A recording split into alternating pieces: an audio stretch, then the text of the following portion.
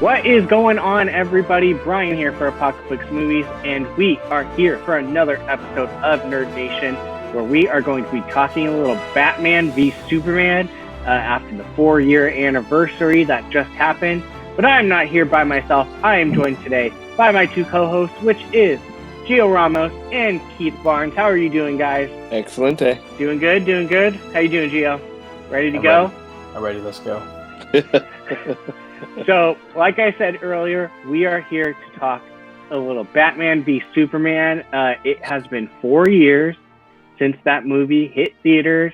And yeah, I mean, without going too far into it with how it did and all that, we know the reception that it got amongst fans, and you know, we're going to revisit and see what we think about it 4 years later.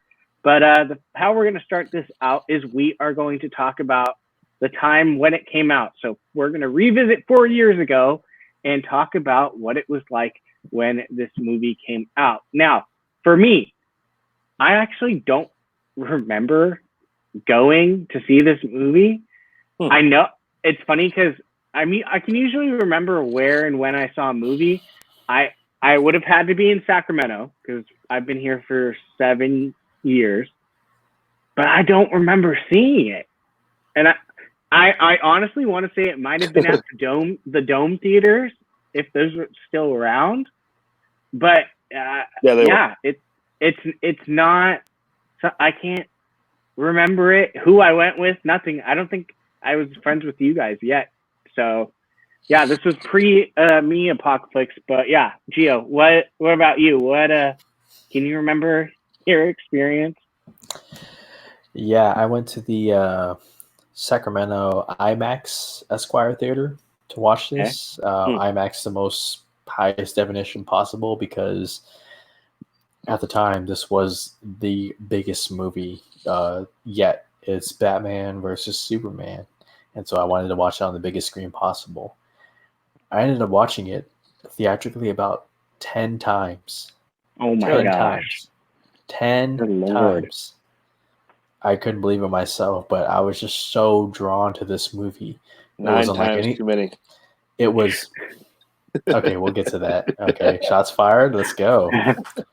Anyways, there was something about this movie that was so different from the landscape of comic book movies. You know, I felt like a lot of them kind of played it safe.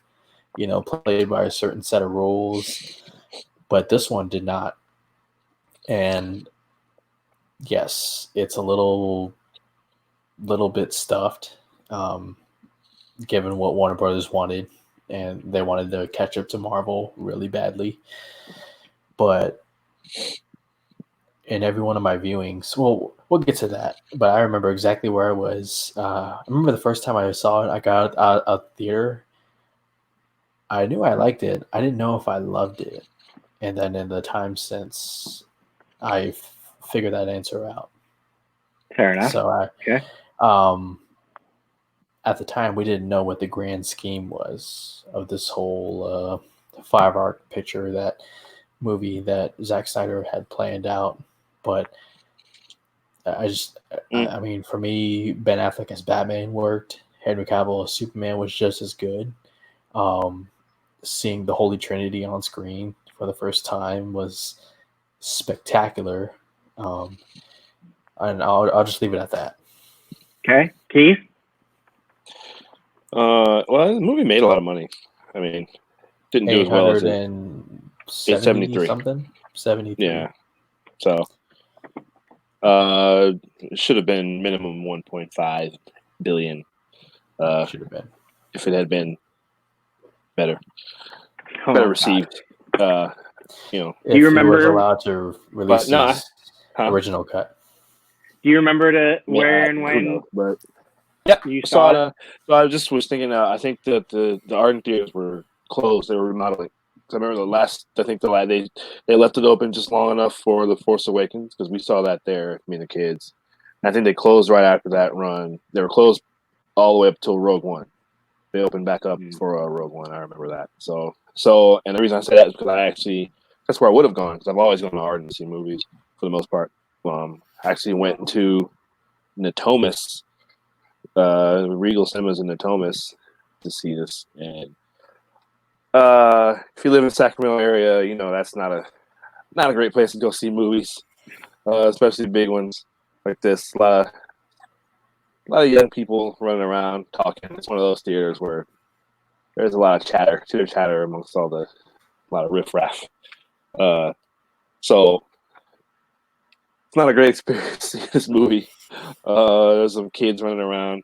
My son Kevin's here. He had a kid behind him that kept kicking his seat, and there were literally kids like full on. It was a group of kids, 4 or 5 of them, actually like full on like running, just running up and down the steps, back and forth in and out of the theater. Oh man, it's the first time I think I'd ever actually gone to complain. And I would have got my money back. Yeah, I should have. They gave us free passes. I'm not coming back here. They gave us some free passes that I think I still have. But anyway, so that was my actual theater experience seeing it. But yeah, man, this was the most. So we're coming off. This is in March, right? March of 16. Mm-hmm. Just a couple months. 16 or 25th? Might be the 25th. Yeah, I think so. Yeah. It was late. That's right. Yeah, it was late in March. Coming off of Force Awakens, which up at the time, that was like, we know that experience of seeing that, and so this was probably the most anticipated, even as much, if not more than that, to be honest. I mean, remember, Batman v Superman was supposed to come out in 2015. It was ready. They had it done. They finished shooting early in 2015, I think, if I recall. And but then Warner Brothers is like, oh no, yeah, we want to catch they up to pushed this it. and this. Yeah. So, but I was more excited for this than I was as excited as I was for Force Awakens. I was more excited for this one. Going into it, then going into that week of the release, then that's when some of the reviews started coming out, and it's kind of hearing mixed at best, to be honest. And although one person we follow, John Campia, said he heard from someone that I remember that Tuesday watching Movie Talk, and they had already seen it. They saw the early screening, but he said one of his no, he hadn't seen it at this point. I take that back, but he said someone spoke to him. Another critic friend of his said it was as good, if not better than The Dark Knight. So I went, oh, okay, cool. I was super excited about it when I heard that. Then got close to the release, and I started hearing, well, that's not what I'm hearing now from other people that haven't seen it. I usually try to, for the most part, avoid, people's reviews of especially a big movie like that. You don't want other people to shape your perception early on of what this movie so, exactly should be. Yeah. So I was getting that. I always get that feeling going into any movie, even if it's a small thing. But like right before I go in there, right before I sit down, I'm like, I hope this is good. I hope it's. You can always hope something. Yeah. And I was like, yeah.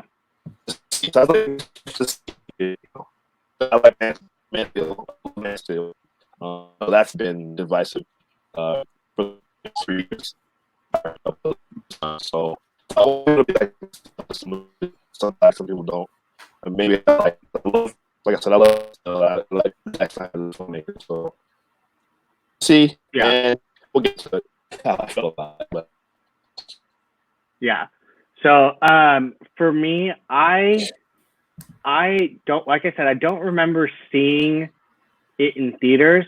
I do, however, remember when it dropped at Comic-Con and people losing their mind. Oh, the trailer? Yes. It's one of the best trailers I've ever seen. Yeah. Go ahead. I just remember, like, it leaked extremely fast out of Hall H, and people were freaking out. I mean, I was too. Obviously, Batman versus Superman, and they released that image. They released that image of the logo. The beginning of it was a logo, but it was the beginning of the fight where Superman's hovering in the air and it's raining back or shooting up at him. I remember they released that short, like 10-second thing of that or whatever. Like I said, they released the trailer right shortly after that. Yeah, I just remember the actual like freak out that came from it and people losing their minds. But it's funny because I don't remember when I saw it. So that's crazy. I don't know. Yeah. Do you remember how you felt after you watched it the first time? I feel like I remember it got like super like dragged through the mud before, and I feel like I remember walking out going, that wasn't that bad. I mean, it wasn't. That's crazy. That's exactly what I said as soon as the movie ended. My kids say those are the first words out of my mouth was, "Well, that wasn't that." That's exactly those are my exact words. Well, that wasn't that bad. Yeah. So I feel like I don't remember. I know I didn't walk out going, "Oh my god, that was horrible." I'm pretty sure I remember walking out going like, "Okay, well, it was getting dragged, but it wasn't that bad." Right. So that was probably more or less what it was. Real quick. So for me, the bigger Comic-Con impact was the year before the trailer leaked, when Harry Lennox, who plays General Swanwick, well, now we know was actually the Martian Manhunter. Okay, listen. No, go ahead. Hold on. When he came on stage and read that line, those lines from The Dark Knight Returns, and then you saw the logo of Superman and then Batman right after. You can find it on YouTube. Look up Batman v Superman announcement Comic-Con. It still gives you chills to this day of like what Warner Brothers was planning on doing, and to an extent what they kind of did. But for me, I remember coming out that theater, I was like, this is a movie I need to see again. I didn't think I'd watch it 9 more times, but I knew I needed to watch it again. Yeah, I like I said, I remember walking out going, or I remember having the feeling of like, it wasn't that bad. And I almost kind of feel like that happened with most of my DC movies. Like, it wasn't that bad. But I still to this day don't feel like it's that bad. It's not the best movie. It's not the worst DC movie. It wasn't bad. It just wasn't what I think I was hoping and expecting. I definitely was expecting more Batman versus Superman. I think that was the general thing that I was wanting and waiting to see, and felt like I kind of got a little shortchanged on it. Like, I wanted to walk out of there being like, all right, if these two fight, this person's going to kick his ass. And I just kind of left going like, okay, so they're both equal. Like, okay. So. But see, here's my thing. Like, from the moment the title was released, I knew exactly what kind of movie we were going to get. You know, the V, it's more, it's not so much like versus like you know, best fighter against, you know, best fighter, whoever best who, but it was just more of like ideal and philosophical, you know, and just like, okay, I get what you're saying. Clark Kent wants to attack the Batman and his idea of crime but fighting. They marketed it as they were going head to head. It was the Batman versus Superman. That was how they marketed it. But I feel like you have to, though. I mean, because like, how else are you going to draw on the audience? You know. Well, then how you can't expect the audience to be walking out of there pleased then if it's not truly a Batman versus Superman. But the title then does give it away, Batman v Superman. Like, and don't get me wrong, they did have their fight, you know, in which I've heard from a good percentage of people that idea is actually kind of stupid, because Superman will easily destroy Batman. But for those who know the character, know that that's not Superman's that's not what he lives by. He doesn't straight up kill people. Like So Batman does. that would, and we'll get to that in a second. Keith?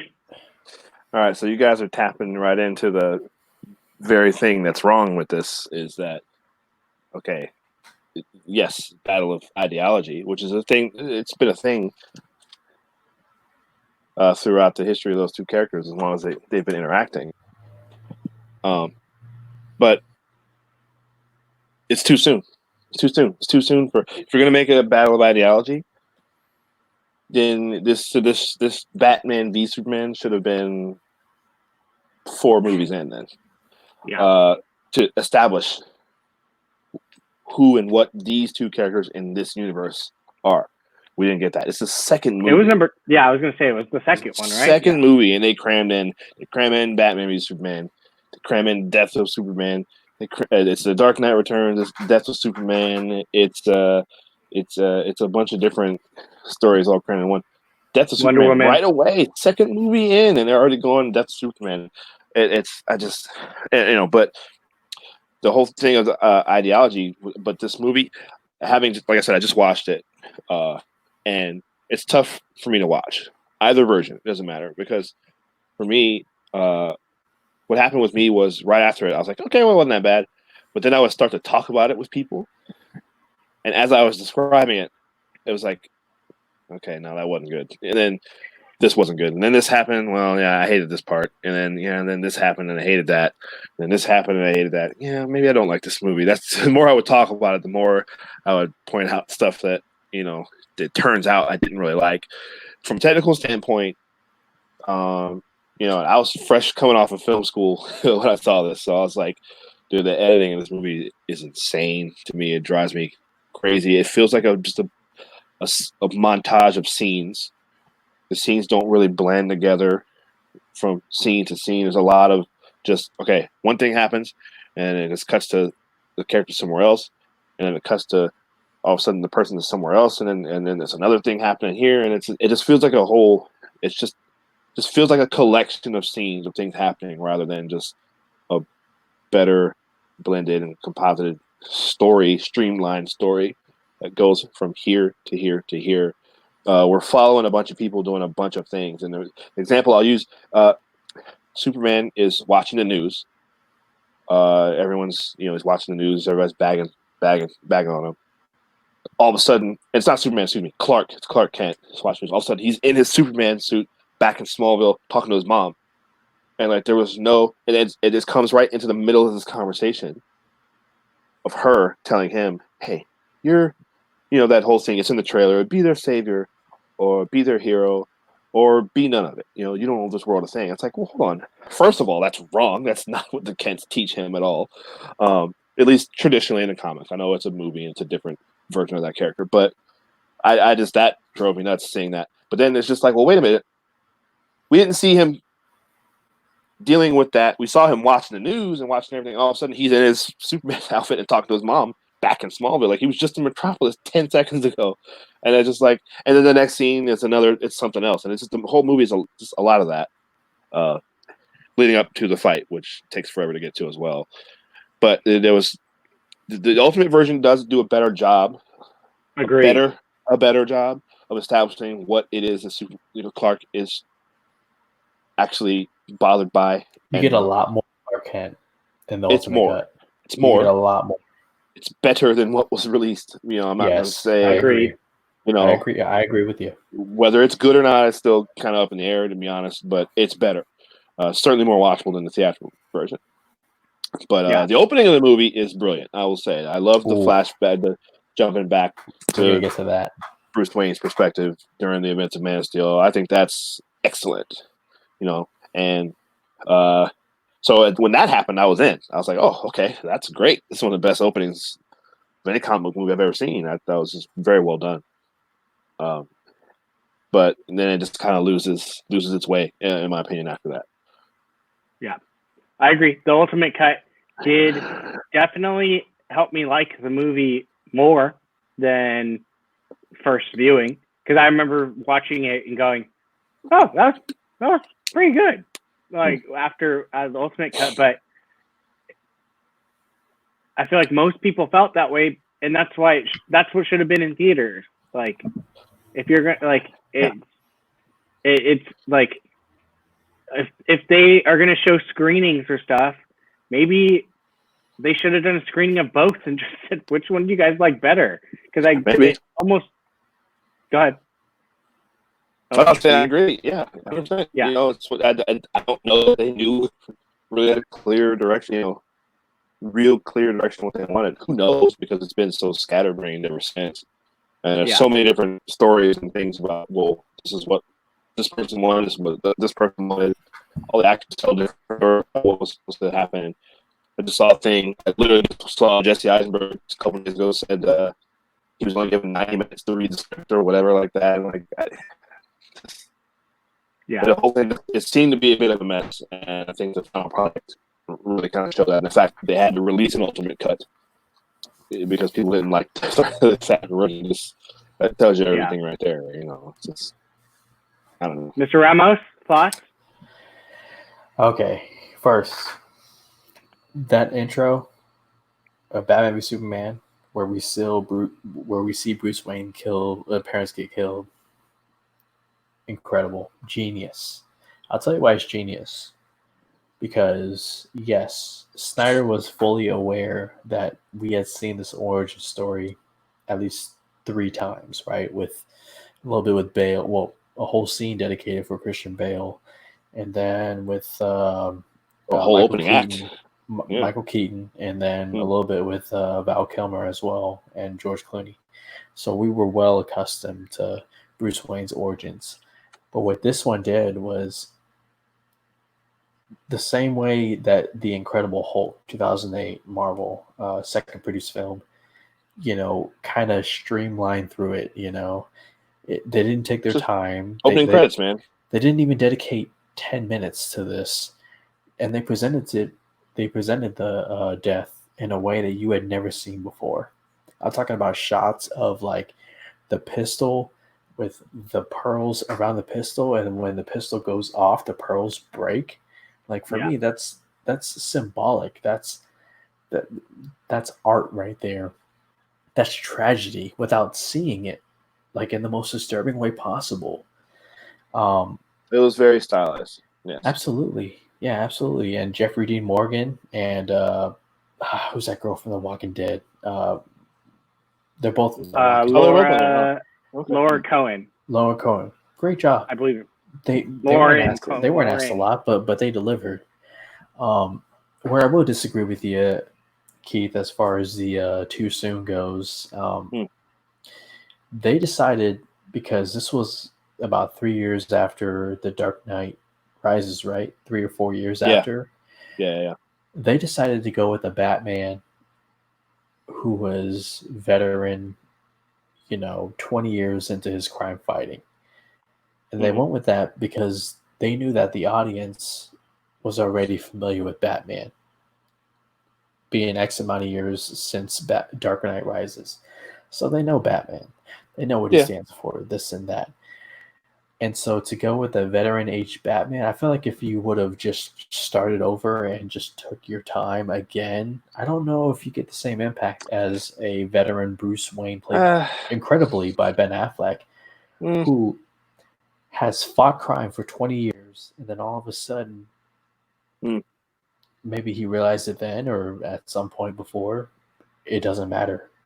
He says in the movie, criminals are like weeds, Alfred. You pull them more, And by the way, Jeremy Irons, incredible as Alfred. He's absolutely great. He's one of the best Alfreds we've had. Easily. I think I was thinking about that. All the Alfreds are pretty good. Even the '60s Alfred. I love that guy, but I think every Alfred's actually pretty good, except for this Joker one. I did not like that guy at all. I don't know what they're going with that, but anyway, yeah. It doesn't matter. I see what you're saying. I would say that though, because this is a different Batman than the Nolan trilogy, because you said because that would lead to think like audience to think this is relatively the same guy. Although a lot of people did think it was the same Batman. I know it was a different actor, but I just think this to establish that this guy, which they did a little bit in the movie, but I don't think it just was enough to establish this is a weary that he's fought. He's already because at this point he's battled the Joker. He's battled. There's a Penguin reference, Two-Face reference. There's a Two-Face reference, or no, the Penguin reference is in Justice League. I take that back, Yeah. but Riddler. We saw Riddler's logo. Sure, that he's had a Robin, and which we know but based on Suicide Squad that Harley Quinn killed. He's already gone through all this stuff. We have no idea though of any of that. He's older, he's tired, but we don't really fully. Just for me, just don't get enough of that to establish. Okay, and now he's like I said, they open it up very well with why he's got issues with Superman. But as far as dude, that whole opening sequence where like it's a different side of what you saw during the climax battle of Man of Steel. That's great. I'm telling you, that's great. When he's sprinting toward the building as it's collapsing. Yeah. Oh my God. And that's one of the best parts of the movie. Yeah. That to me is one of the best parts of the movie because it's genius in the sense of they're opposites in every sense of the word. And literally here's the opposite of what happened. Yeah, and you're seeing just all the destruction that this fight between these two, alien monsters is doing. Yeah, and it's just destroying everyone and so many people's stuff. And nobody knows because at this point he's just become Superman. Nobody knows that he's a good guy. Nobody knows what in the world this is. It's just and they're still figuring it out in the movie. For Christ's sake, you got Neil deGrasse Tyson still like trying to explain who Superman is. Like people don't know until the end of the movie when he sacrifices himself. Yeah, but again, that's a thing that I think another movie would have, which is fine for that. Which give us another movie of Superman doing Superman stuff. Hey, both of you, I will not deny the fact that this movie is crammed. That this movie had too much on its plate. Its plate was too full. Yeah, man. But for me, I felt like enough was executed on each dish for it to stand. Like I gave the theatrical cut, I believe, a 7 out of 10, but I gave the ultimate cut like a strong 8.5 out of 10. Like by no means, I don't think this is a perfect movie. As much as I defend it, I just don't think it's as bad as people are saying it is. To be honest, I still don't know. Now I was just looking at the Rotten Tomato score. It's at 28%, which I don't like. Is it really that low? Yeah. You can't buy the Rotten Tomatoes. Movie drives me nuts. I don't think it's quite. It's not 28% bad now. I don't think it's 28% either. I also think we're grading it wrong. That's just based on like the whole. It's an aggregate. I agree. Yeah, I know, but still, that's roughly 3 out of 10 people. That so let me ask you guys: like in the years since, has this movie? The times have you watched it? Have you hated it more? Have you liked it more? Like, Brian, or is it just the same? I have first off, the movie's always on TV. If you're literally, I think honestly, since we've been quarantined, I've probably seen it on TV at least 10 times. And I'm not gonna lie, there has been times that I've sat there and watched it. It, like I said, it is not the worst DC movie. It is not a horrible movie.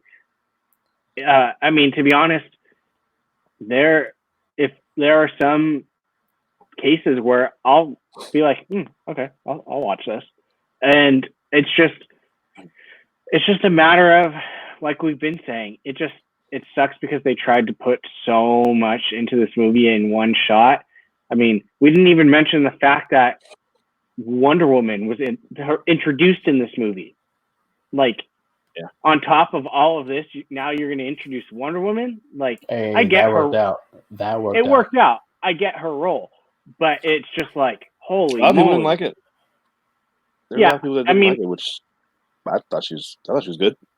Yeah, I do too. It worked out in the long run, but like, I mean, to me personally, before I go into it more, the thing that I never forgave was Doomsday. I hate that.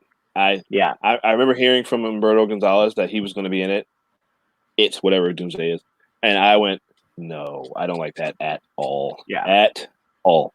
I will say that. it.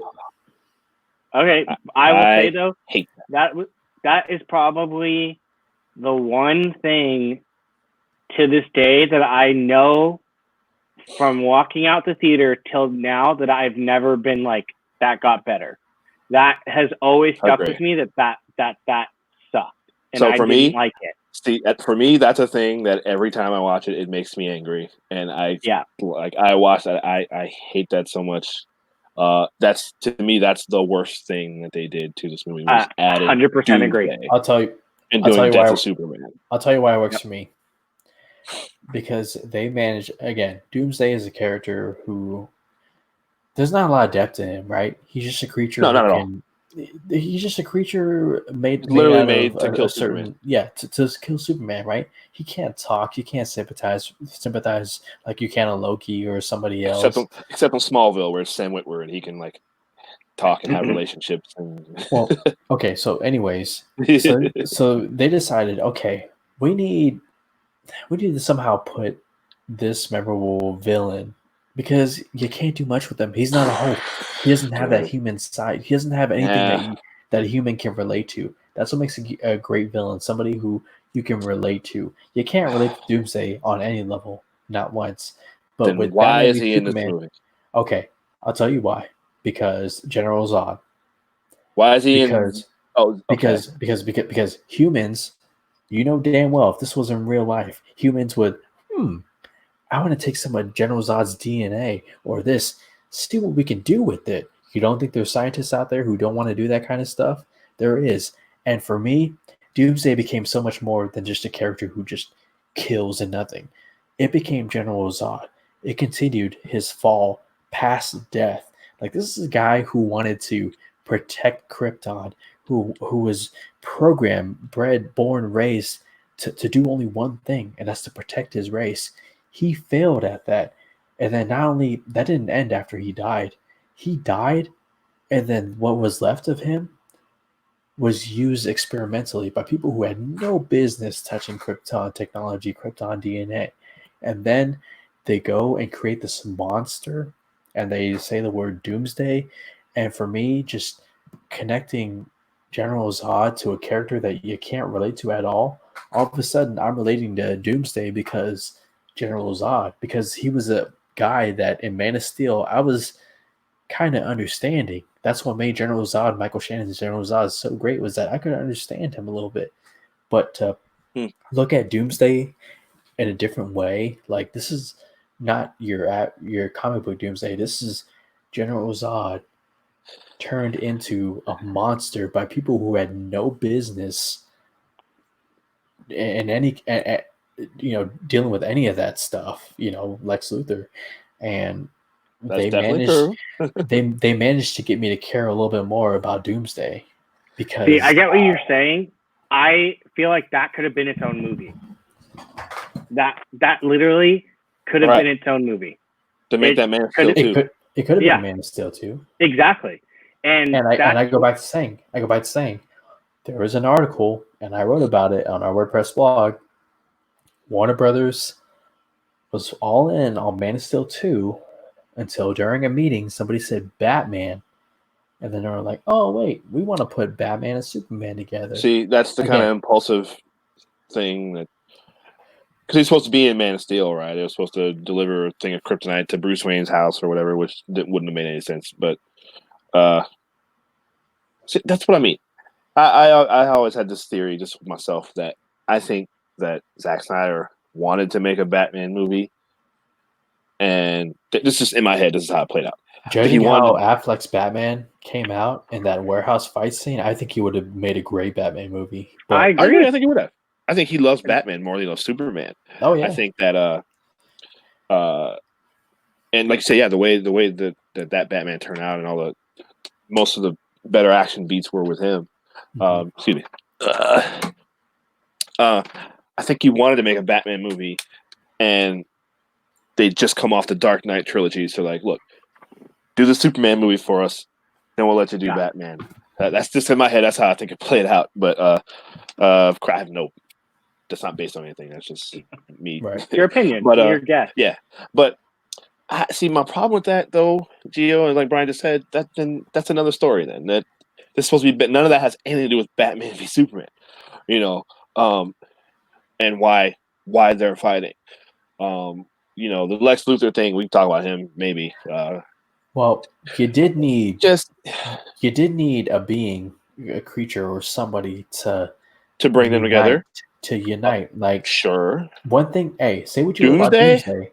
Say what you will about Doomsday. It gave us the Holy Trinity on screen together. Yeah, it did. But they went straight in the second movie of this whole DC thing. They went straight into Death of Superman. Well, yeah. It could have been. They could have made up their own bad guy. Yes, or it could have just been Lex Luthor, and he's trying to do whatever he's trying to do. He made some type of invention.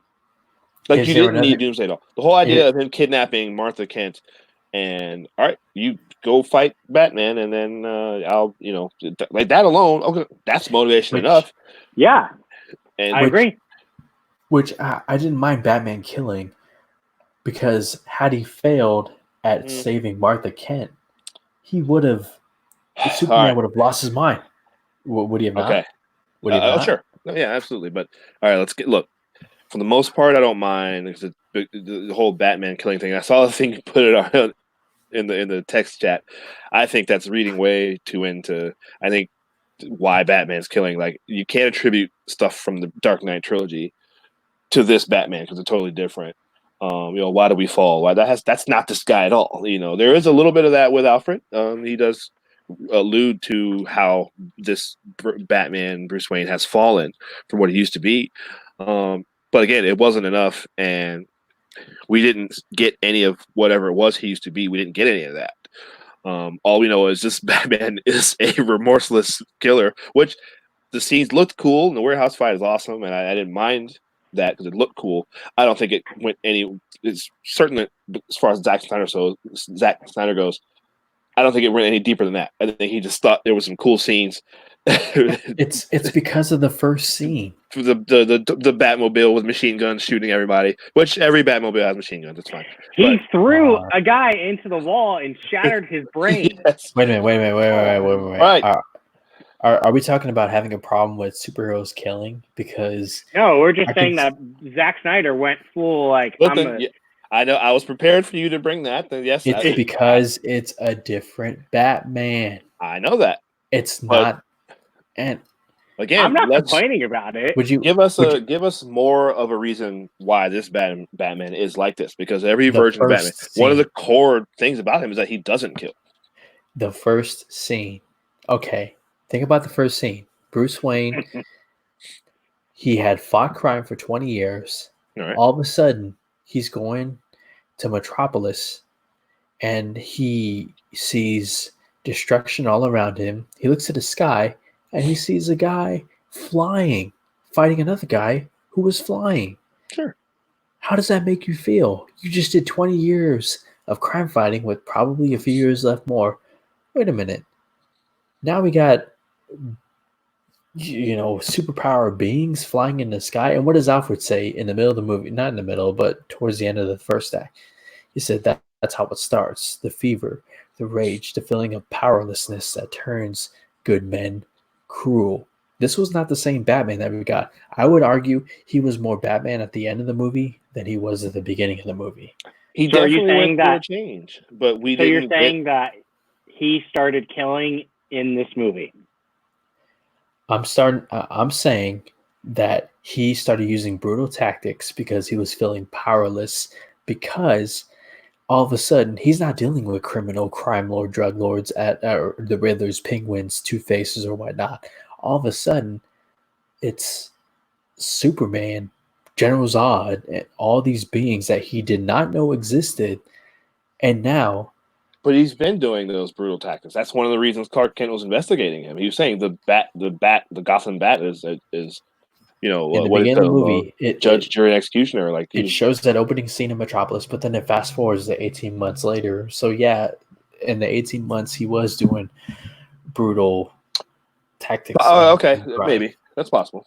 That's possible. I just saw the movie yesterday, so that's a good call. Yeah, I actually forgot about that. Yeah, it was 18 months from. It does go 18 months. Hey, I thought it was. Hey, none of y'all say that's a problem because Endgame went 5 years later, and y'all. I don't have a problem with that's it. fine. No, I'm not talking to you two. I'm talking to you. If anything, if it would have gotten better, they could have slapped a movie of what happened between those 18 months. That's what I'm saying, man. That's you guys what I mean. agree? Would you guys agree that okay, this movie came out, Wonder Woman, she was great in the scenes that we saw her. Maybe it was too early for her introduction, but then you saw Wonder Woman, who came out the next year, and all of a sudden that added to BBS. For me, it did. Yeah. Well, there's a scene where Lex Luthor's giving his speech. She's rolling her eyes. She rolls her eyes because she had been there before. She lived for 100 years or something. So that 5,000 years, it adds to that. Well, clearly she knows this guy, or she's like, this dude has no idea what he's talking about. I know all these people he's talking to. Which in that scene, which is again a silly scene where Lex Luthor's melting down, but that wasn't the point of the scene. I know, but I don't know if it added. I know I was interested. I remember when we were talking about Wonder Woman when I first started doing videos with you guys, and we're talking about I think Justice League. We were talking about the trailer for that, and there was a scene in BVS where she was looking for the sword of. Do you remember Gio was she was looking the for sword the of sword Alexander? Yep. So yeah, I'm curious why. I remember watching Wonder Woman or going into Wonder Woman thinking, oh, okay, maybe that's a weapon that she had before and lost for some reason, and then I don't know. We don't really get any real allusion into what exactly she was doing prior to that. Obviously, we know she's trying to get that photo. How in the world did Lex Luthor get that? Maybe this new Wonder Woman 84 will fill in some of those. He's Lex Luthor, man. Yeah, I mean, I guess. But, I will say though, I remember the heat of Gal Gadot being Wonder Woman before that even happened. It was people were pissed because she's not a very big, thick kind of like the type you see as her portrayed in the comics. People were calling for Jamie Alexander as Wonder Woman at the time. Yeah, I didn't think that. I didn't have any opinion about it at all. I thought, she could be Wonder Woman. I love that she keeps her Israeli accent. I love that. I think that fits perfectly because maybe Diana would have an accent probably. If you go back and watch Fast Five, though, she was a model. I know she used to be a model. She was very thin. 2010. Very thin. So I can see why people were like, I don't know. But my whole thing, whenever anybody gets cast in it, anybody can play anything. I just let's see how it turns out. You never know. I will say that if it wasn't for her success in Batman vs Superman, people probably wouldn't have been as hyped for Wonder Woman because she was very good in Batman vs Superman. People were like, "Oh, this chick," myself included, "this chick is actually not bad. She's pretty good. She's a pretty good Wonder Woman. I could totally see her doing these things." So I will say that is a plus side. Did she need to be in the movie? It's debatable. Maybe. Yeah, I'm glad she was, but yeah, you could make that case. They probably she doesn't take away from the movie. No, she doesn't. Not at all. Not at all. They barely dedicated any screen time to her. I mean, that scene where it was an interesting little side scene where she's talking with Bruce Wayne about what she stole in an earlier scene. That's just great. Where Bruce Wayne's like, I bet 9 out of 10 guys would let you get away with that dress, and just that whole. Let me guess. She's like, well, let me guess. You're the 10th. You're the 10th. I love. Listen, their dialogue together was great. I love their scenes together. I thought they were very good. But let me jump back to Doomsday really quick, because in addition to it being stupid, why does he have big, giant, flashy nuclear powers? What is that? What is the point of that? That's what stuff like that. Just big old. That's. My biggest problem was he looked like a walking turd. So wait a minute. Look, So wait a minute. Wait a minute. He absorbs. Is it Doomsday just because Lex Luthor says it's Doomsday?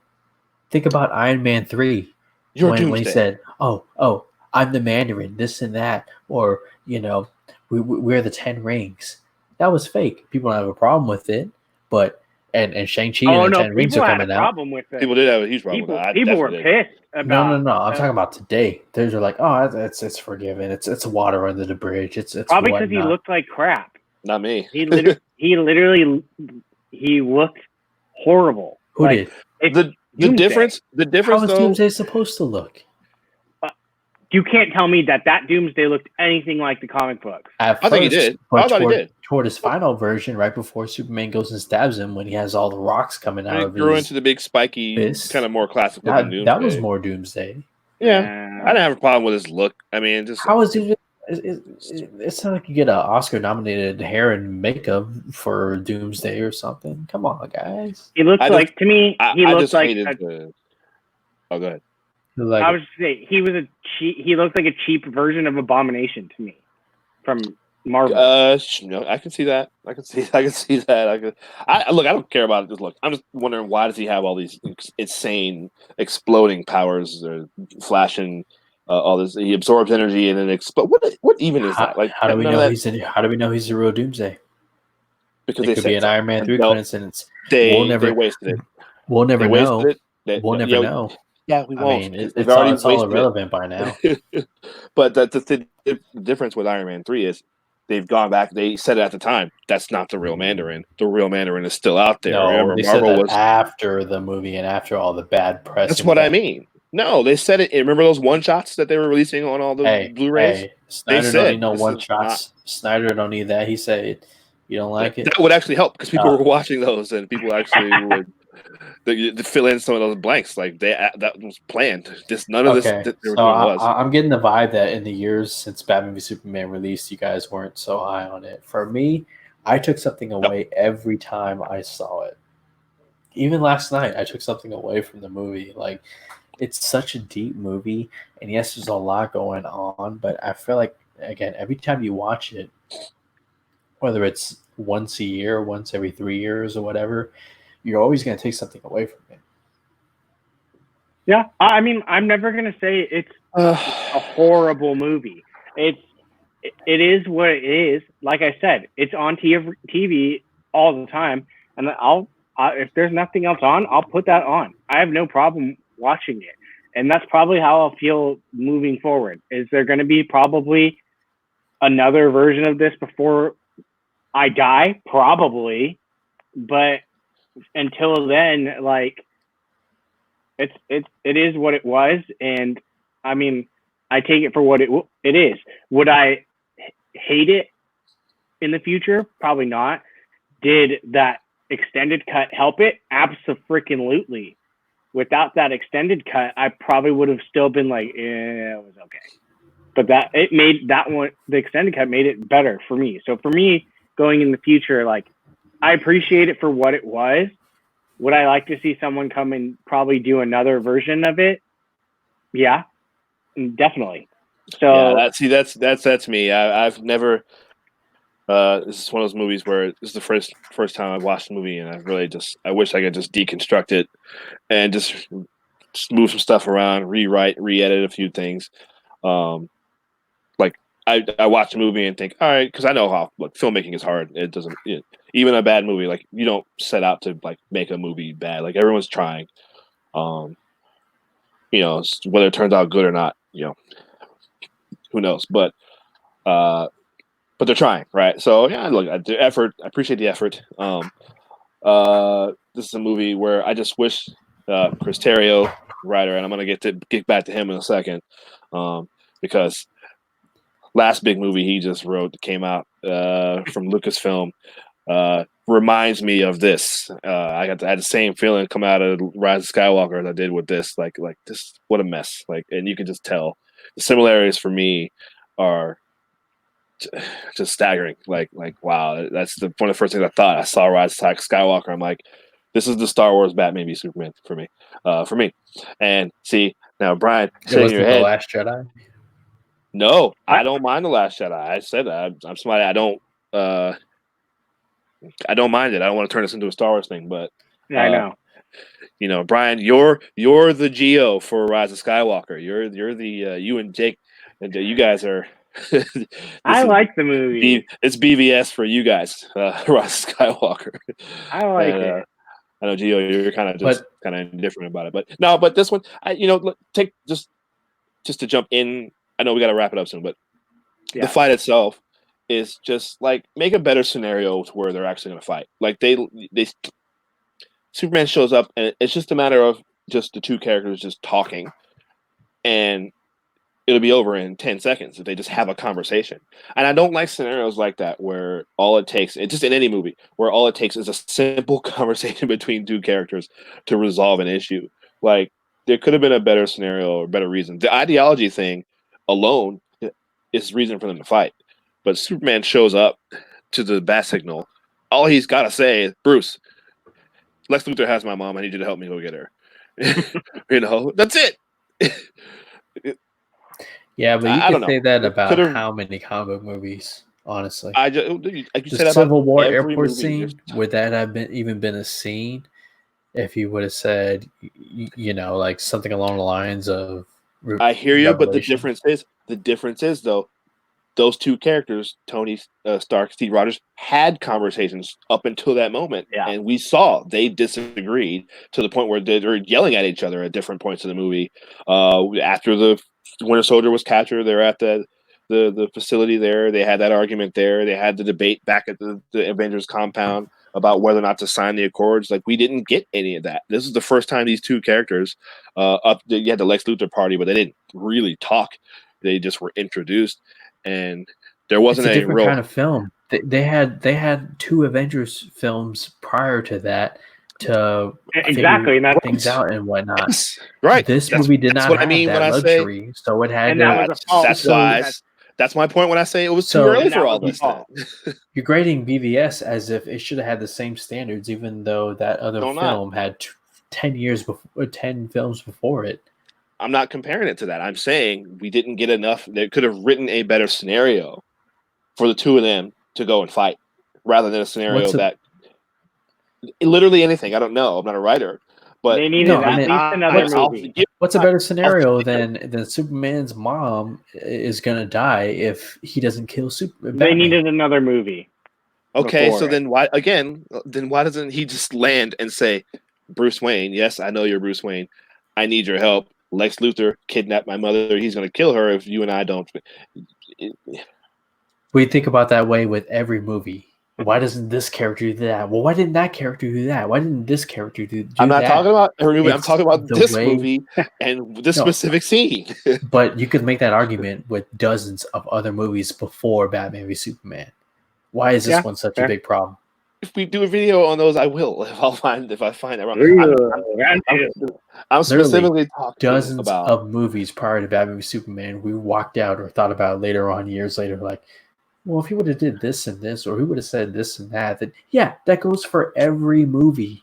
It's not you're missing my thing. I'm saying No. for this scene, this specific scene, though, I'm saying just come up with a better scenario for these two characters to fight than something where two characters have to just have a conversation and the conflict will be over. All right, Gio, final thoughts. Wrap it. You get to have the final word since you're the BVS. Well, we should do a part two. We should do a part two because it's a long movie. We should actually do a second part. Final word is that now that I know what the 5-movie arc would have been for Batman v Superman Justice League Part 1. Oh, it was Man of Steel, Batman v Superman, Justice League Part 1, Justice League Part 2, and then I don't know. There's a 5-movie somewhere in there. But I took something away even yesterday's experience watching it. Like when the Flash goes into Bruce Wayne's Batcave, like that would have tied in Justice League Part 2 probably, but we're never gonna know because we're never gonna see it. So for what we have, what this film is, I still take something away from it. I still enjoy the movie, seeing all the characters, what would have been, what could have been. And for me, I just think that there's enough in there to where I enjoy it. It's not a movie Fair that enough. I'm, clenching my fists and punching holes in walls because this movie sucks. That's not me. Like Justice League, because I know you were. Boy. Don't even start. We'll do that on the 4-year anniversary. God. I hate Justice League, but you hate Justice League, man. We will. No, I'm gonna mute the both of you. Oh my! No, we're not arguing All about that. No, I'm gonna mute you both in a second if we even start with Justice League. No, But yeah, no. That's it. That's our little 4-year anniversary revisit of Batman v Superman. We could have gone on talking about this for more hours, and it will be a debate that we all have probably forever. So let us know what you think in the comments below. What you think about Batman v Superman 4 years later. Do you appreciate it more? Do you still hate it? Do you like it more? Do you hate it more? Let us know what you think in the comments below. We would love to hear from you. Go ahead and make sure you hit that like button and subscribe if you haven't already. We have tons of other stuff here on Apocaflix. You can check us out on iTunes, Anchor, Spotify, Stitcher, I think is one of them. I don't know. There's tons of them. You can find us anywhere. But thank you to Gio Ramos. What? Thank you. I was going to say, tell him to go to TeePublic and get a T-shirt. Oh yeah, go to Nerd Nation T-shirt. Check out a Nerd Nation T-shirt. There's some other stuff there too. But thank you, Gio. Thank you, Keith. Like I said, we can go on about this forever. But until next time, we will see you guys later and stay nerdy.